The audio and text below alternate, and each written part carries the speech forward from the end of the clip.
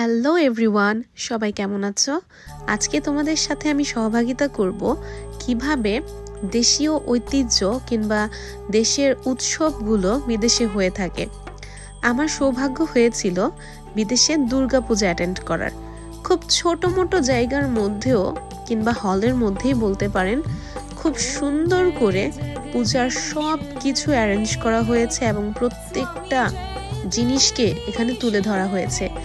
লাইটিংগুলোর দিকে একবার খেয়াল করুন। এখানে যেহেতু ইন্ডিয়ান প্রোগ্রাম ছিল, ইন্ডিয়ান অনেক স্টল বসেছিল। ইন্ডিয়ান কাঞ্জিবরম থেকে শুরু করে সাউথ ইন্ডিয়ান শাড়ি, চুড়ি, জুয়েলারিজ অনেক কিছু ছিল। এই সব কিছু দেখে তো আমার চোখ ধাঁধাচ্ছিল, আর আমি একটা গয়না কিনে ফেলেছি এখান থেকে। ইন্ডিয়া তো যেতে পারবো না। আর এইটা হচ্ছে ইডলি, আমার লাইফে আমি ফার্স্ট খেয়েছি। ইন্ডিয়ান বিরিয়ানি ট্রাই করেছি। খাওয়ার তো মানে কোনো প্রশ্নই হয় না। আমি শুধু টিভিতে যেগুলো দেখেছি সেগুলো আর কি, চোখের সামনে ইডলি, ভাড়া পাও, এই জিনিসগুলো এখানে আমি পেয়েছিলাম। খাবারের কথা বলতেই মুখে জল চলে আসছে। ইনি হচ্ছেন সম্ভবত সালমাস কিচেন।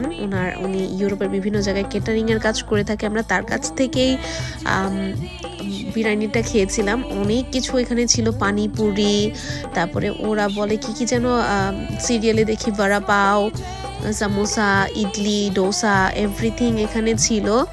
তো আসলে পুজো দেখতে আসাটা তো আমার একটা শুধুই বাহানা, মেনলি হচ্ছে খাবারগুলো খেতে আসা। মিষ্টি, লাড্ডু এগুলো আমার খুবই পছন্দ।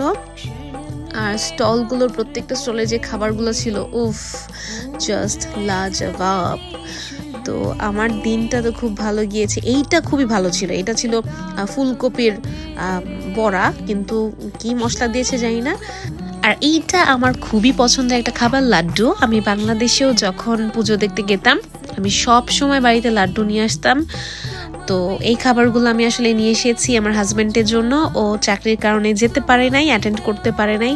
তো আমি খেয়েছি, তার জন্য আনবো না, এটা কি হয়। আর তার বিরিয়ানি খুবই পছন্দ, তার জন্য এই বিরিয়ানিটা নিয়ে এসেছি। এইটা ছিল একটা কাবাব বা টিক্কা, যেটা খুবই ডেলিশিয়াস ছিল। এটা লালমোহন আমার খুব পছন্দ, আর এটাও আমার পছন্দ, লাড্ডু।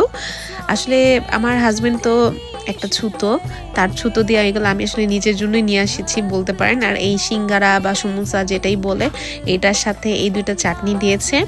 তো আর এই হচ্ছে পুজোর মণ্ডপ, ছোট মোটো করে সাজানো হয়েছে, কিন্তু খুব সুন্দর হয়েছে। যাদের বিশ্বাস, অবশ্যই বিশ্বাসে মিলায় বস্তু। আর প্রোগ্রামটা এটা প্রায় শেষ পর্যায়ে, আমি ভিডিওগুলো ধারণ করেছি, সবাই চলে গিয়েছে। খুব সুন্দর একটা দিন ছিল। Thank you everyone.